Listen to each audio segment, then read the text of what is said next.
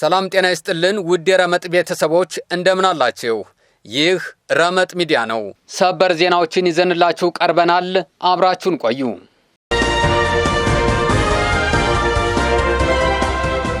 ጠቅላይ ኤታማዦር ሹሙ ሕይወታቸው አለፈ።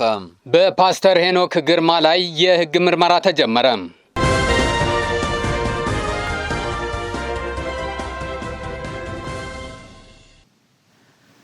ወደ ዝርዝሩ እናልፋለን። እስከ ዝግጅታችን ፍጻሜ ድረስ ቆይታችሁን ከኛ ጋር እንድታደርጉ በአክብሮት እንጋብዛለን። ላይክ፣ ሼር እና ሰብስክራይብ እያደረጋችሁ አብራችሁን ቆዩ።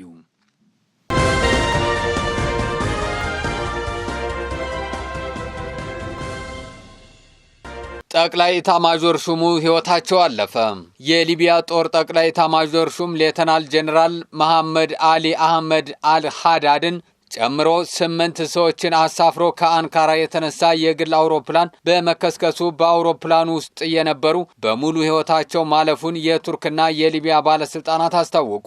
ፋልከን 50 የተሰኘው ይህ አነስተኛ የግል አውሮፕላን ማክሰኞ አመሻሽ ላይ ከአንካራ ኤሰንቦጋ አውሮፕላን ማረፊያ ተነስቶ ወደ ትሪፖሊ በማምራት ላይ ሳለ ነበር ከአንካራ 74 ኪሎ ሜትር ርቀት ላይ በሚገኘው ሃይማና በተባለ አካባቢ የተከሰከሰው። በቱርክ የሀገር ውስጥ ጉዳይ ሚኒስተር አሊ የርሊካያ እንደገለጹት አውሮፕላኑ ከተነሳ ከ42 ደቂቃ በኋላ ግንኙነቱ የተቋረጠ ሲሆን ፍለጋ ሲደረግ ፍርስራሹ በአካባቢው ተገኝቷል።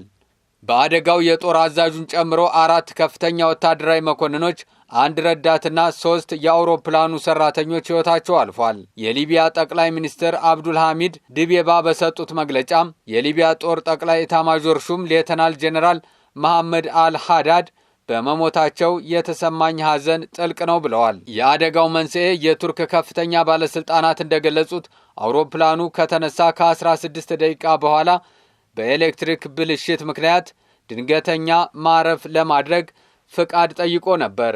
የአካባቢው ነዋሪዎችም አውሮፕላኑ ከመከስከሱ በፊት እንደ ቦምብ ያለ ከፍተኛ ፍንዳታ ድምፅ መስማታቸውንና ሰማዩ በእሳት ሲበራ ማየታቸውን ለኤኤፍፒ ተናግረዋል።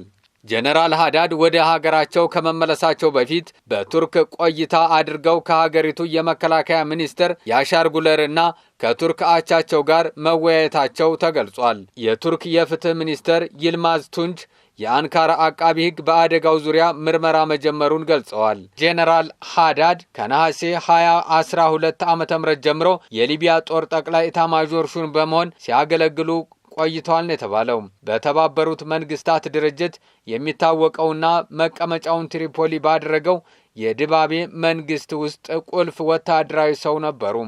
ቱርክ ለዚህ መንግስት የምታደርገው ወታደራዊና ኢኮኖሚያዊ ድጋፍ ለሁለቱ ሀገራት የቅርብ ግንኙነት መሰረት መሆኑም ይጠቀሳል።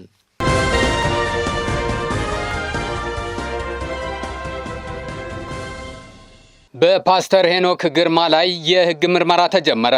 የሰሜን ሸዋ ዞን አቃቢ ሕግ መምሪያ የሰላሌን ሕዝብ ክብር የሚነኩ ንግግሮችን አድርገዋል የተባሉትን ፓስተር ሄኖክ ግርማን ለሕግ ለማቅረብ እንቅስቃሴ መጀመሩን አስታወቀ። የፍቼ ከተማ አቃቢ ሕግና የከተማዋ ፖሊስ በቅንጅት በጀመሩት ምርመራ ከጉዳዩ ጋር በተያያዘ ወይዘሮ ባዩሽ አለማየሁ ከበደ የተባሉ ግለሰብ በቁጥጥር ስር ውለው ምርመራ እየተደረገባቸው መሆኑ ተገልጿል። የሰሜን ሸዋ ዞን አቃቢ ሕግ መምሪያ ኃላፊ አቶ ደምጦ ጣና በሰጡት መግለጫ የሚከተሉትን ዋና ዋና ነጥቦች አንስተዋል። አንደኛ፣ ብሔርን መስደብ፣ ስም ማጠልሸትና በህዝብ መካከል ሁከት የሚፈጥሩ ንግግሮችን ማድረግ በሕግ የሚያስቀጣ ከባድ ወንጀል ነው። ሁለተኛ፣ ፓስተሩ በአሁኑ ወቅት በሌላ ክልል እንደሚገኙ የጠቆሙት ኃላፊው ግለሰቡን በቁጥጥር ስር ለማዋል ከፌዴራል የሕግ አካላት ጋር የቅርብ ክትትልና ንግግር እየተደረገ መሆኑን አረጋግጠዋል። ሶስተኛ፣ የጀግኖች መፍለቂያ የኩሩ ኦሮሞ ህዝብና የተለያዩ ሃይማኖቶች በክብር የሚኖሩባት ሰላሌ ስም መነካቱ የህዝብ ቁጣ የቀሰቀሰ በመሆኑ ሕጉ ተገቢውን ምላሽ ይሰጣል ብለዋል። አቃቢ ሕግ መምሪያው የሕግ የበላይነትን ለማረጋገጥ አስፈላጊውን እርምጃ ሁሉ እንደሚወስድና የምርመራውን ውጤት በየጊዜው ለህዝብ ይፋ የሚያደርግ መሆኑንም አስታውቋል።